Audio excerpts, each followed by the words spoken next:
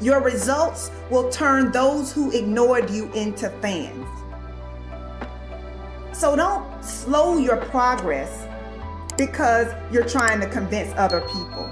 Don't slow your progress because you're trying to drag too many people with you. Sometimes you're not hitting your goals because you are carrying the weight of those around you. And some people are just not ready to go where you are going, and you've got to recognize that. Do not yield to distractions. Focus on you. So many people dream big dreams, but they never take any action. If you don't believe in yourself, you've already lost the battle.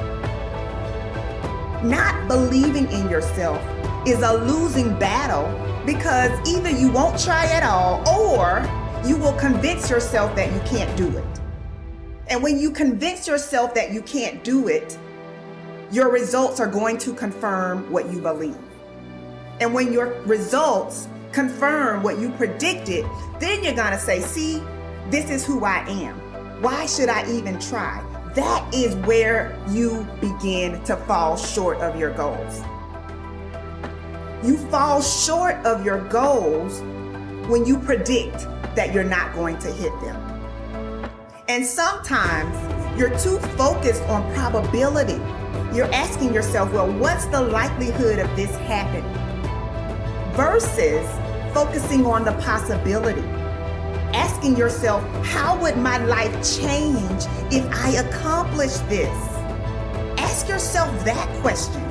And don't wait on approval from anyone outside of you. And don't feel bad because you feel like no one is cheering for you. No, you've got to decide that you are your biggest fan. You've got to decide that you're going to finish what you started if you don't have one person supporting you.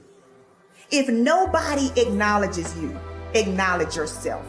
If nobody supports you, support yourself.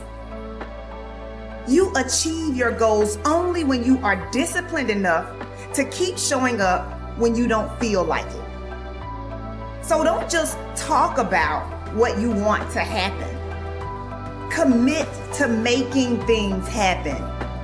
Be an action taker. And recognize that you don't have to be jealous of anyone. You don't have to compare yourself to anyone because you have the ability to create the life you want. So how about this? How about you try comparing yourself to the person you were 30 days ago? Over the last 30 days, have you learned and implemented something new?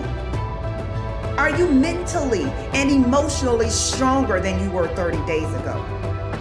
Have you stressed yourself or have you pursued comfort? These are the types of questions that you should be asking yourself. Why? Because winning requires focus. Winning requires intention. It's not enough to just do physical strength training. Physical strength training is not enough. You also have to train your mind to handle stressful situations.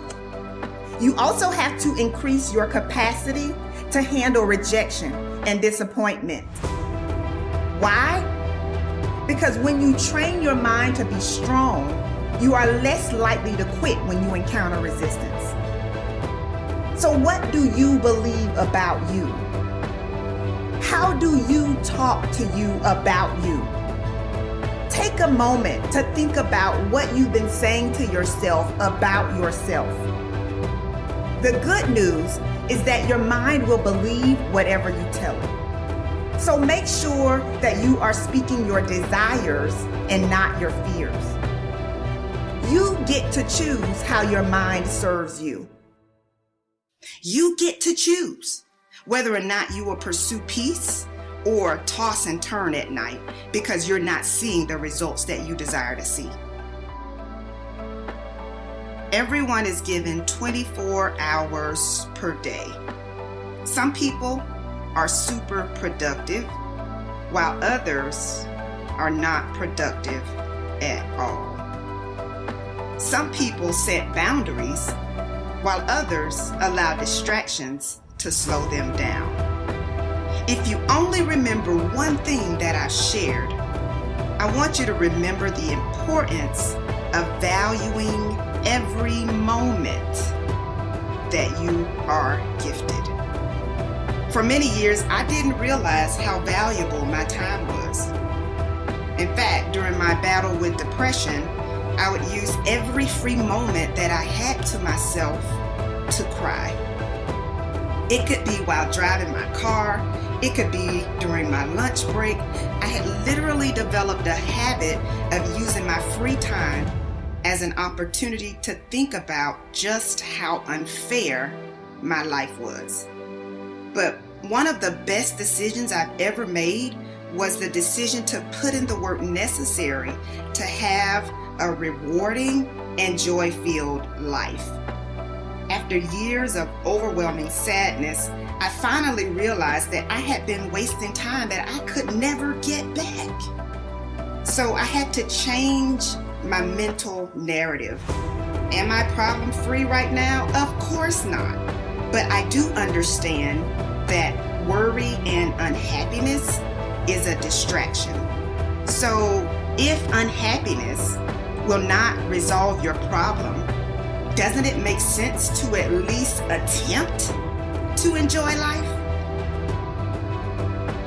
You know, it is possible to smile and enjoy your life even when you are going through a difficult situation. We all have valley moments. You just have to decide that you will not remain in the valley. I don't want you fighting meaningless battles. I don't want you trying to carry unmotivated people. I want you to say, you know what? I'm going to do this despite what's going on around me. You've got to recognize that your now is valuable. You've got to recognize that your now is critical to your success. So I have one last question for you. How will you use the gift of now?